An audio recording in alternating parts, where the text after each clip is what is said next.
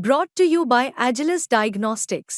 Health test की बात आती है तो मैं भरोसा करता हूँ India largest diagnostics company Agilus diagnostics. खुद को टेस्ट करते रहो। बाजार ने आज फिर झटका दे दिया है, लगातार पांचवें दिन गिरावट के साथ, और वो भी तेज गिरावट के साथ बंद हुआ है। सेंसेक्स और निफ्टी में 1.25% के आसपास की गिरावट दर्ज हुई है। सेंसेक्स 1.25% और निफ्टी 1.36% नीचे बंद हुए हैं, जबकि बैंक निफ्टी 2.09% की गिरावट के साथ बंद हुआ है। बैंक निफ्टी की वीकली एक्सपायरी को विदा कह दी गई है, अब आखिरी वीकली एक्सपायरी उसकी थी, और इस वजह से अब बैंक निफ्टी हफ्ते हफ्ते जो बैंक निफ्टी में मूवमेंट होते थे वो भी नहीं दिखाई पड़ेंगे। लेकिन क्या वो इस गिरावट की वजह हो सकती है? जबकि पूरा बाजार अगर आप देखें, जो हेडलाइन इंडेक्स हैं निफ्टी और सेंसेक्स, ये अपने टॉप से, निफ्टी अपने पीक से 10% नीचे आ चुका है। सेंसेक्स लगभग 8,000 पॉइंट गिर चुका है, वो भी 10% ही है, लेकिन 8,000 पॉइंट की गिरावट सेंसेक्स में 2 महीने से कम समय के अंदर। तो अब बाजार में सवाल उठने लगा है, चिंता बढ़ती जा रही है। थोड़े बहुत लोग पहले चिंता कर रहे थे, उसके बाद ज्यादा करने लगे हैं। लोग कह रहे हैं क्या मंदी आ गई है? क्या ये मंदी का संकट है? क्या बाजार बियर ग्रिप में चला गया है, मंदड़ियों की चपेट में आ गया है? और ये सवाल इसलिए कि अब लोग प्रश्न पूछ रहे हैं कि अब करेंगे क्या, क्योंकि पीक से सेंसेक्स में 8,300 पॉइंट की गिरावट आई है और निफ्टी 26,277 से 23,600 के नीचे पहुंच गया है। तो ये सिर्फ 2 महीने पहले की बात है। 27 सितंबर को सेंसेक्स ने अपना 52 हफ्ते का नया हाई बनाया था 85,978 का, और उस दिन उसने 984 पॉइंट बढ़ाए थे, और अभी 984 पॉइंट नीचे खिसका है। सेंसेक्स 78,000 के नीचे पहुंच गया है, निफ्टी 23,550 पे पहुंच गया है, और अब अप्रैल 2023 के बाद से, यानी लगभग 1.5 साल में पहली बार निफ्टी ने अपना 200 डे मूविंग एवरेज नीचे की तरफ ब्रीच किया है। इसका मतलब ये होता है कि जब रोज का निफ्टी का एवरेज निकालिए तो 200 दिन का जो एवरेज आंकड़ा होता है, पिछले 200 दिन का जो एवरेज रहा है, वो अगर उसके नीचे जाता है, इसका मतलब है कि ट्रेंड कमजोर है।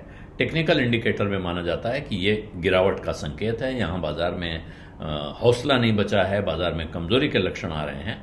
और ये मार्च 2023 के बाद से ये पहला बड़ा करेक्शन है दोनों तरह से, यानी जितने वक्त ये करेक्शन चला है और जितनी गिरावट इसमें आई है, ऐसा विशेषज्ञों का कहना है।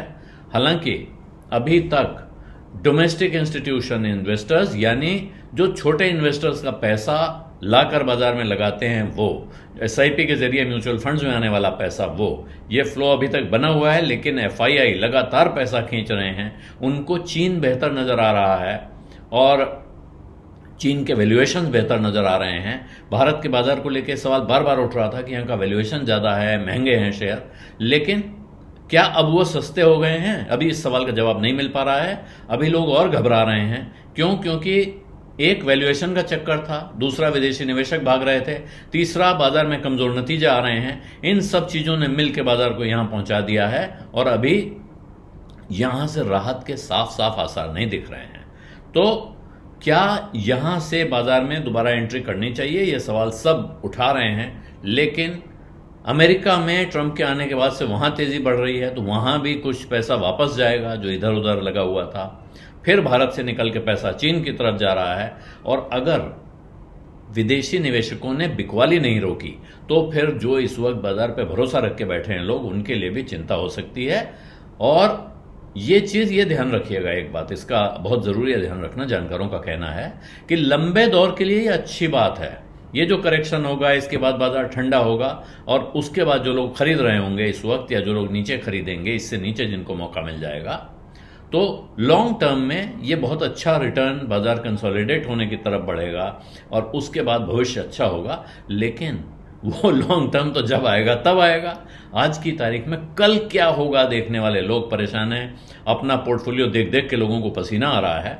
तो ऐसे में, और तमाम म्यूचुअल फंड्स वाले भी अब पहले कुछ कह रहे थे, अब कह रहे हैं हम तो अपना इक्विटी लेवल कम कर रहे थे, कैश बढ़ा रहे थे, कि उम्मीद थी कि बाजार गिरेगा तो खरीदेंगे।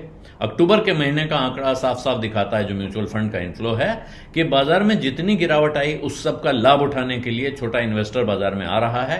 वो चाहता है कि बाजार में और पैसा लगाया जाए और उन्हें लगता है लॉन्ग टर्म स्टोरी पे भरोसा करना चाहिए क्योंकि वो एसआईपी के भरोसे आ रहे हैं। लेकिन क्या इस वक्त ये ऐसे ही चल पाएगा? तो ऐसा लग रहा है कि अभी जो रिजल्ट्स आए हैं Q2 के, इसके बाद हो सकता है Q3 में कुछ बेहतर नतीजे आए।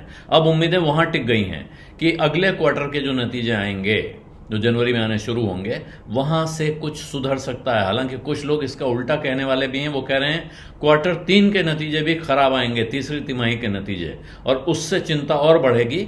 और अब कहीं उम्मीद दिखती है तो उन्हें मार्च में जो क्वार्टर खत्म होगा, यानी जब पूरा साल खत्म होगा वित्त वर्ष, उस वक्त जो नतीजे आएंगे वो कुछ बेहतर हो सकते हैं। उसके बाद बजट आ चुका होगा और बजट में सरकार नए सिरे से बड़े खर्चों का ऐलान कर सकती है, जिसके बाद फिर इकोनॉमी में रफ्तार आने की उम्मीद बढ़ेगी और वहां से बाजार में एक तरह का आपको टर्न अराउंड साफ साफ दिख सकता है। लेकिन तब तक क्या करते रहना होगा? क्या सारी उम्मीद खो के बैठना होगा?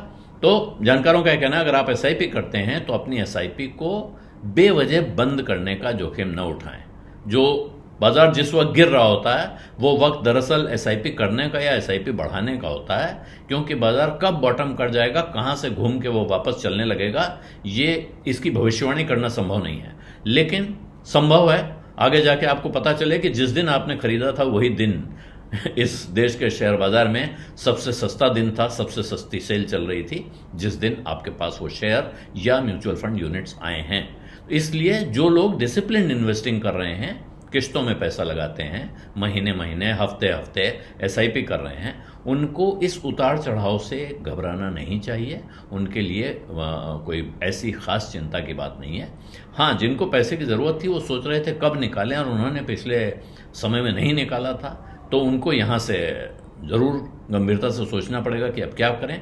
और अगर किसी को निकट भविष्य में पैसे की ज़रूरत पड़ने वाली है और वो सोच रहा है कि इस बाजार में लगाऊं, तो इस वक्त ये गलती नहीं करनी चाहिए।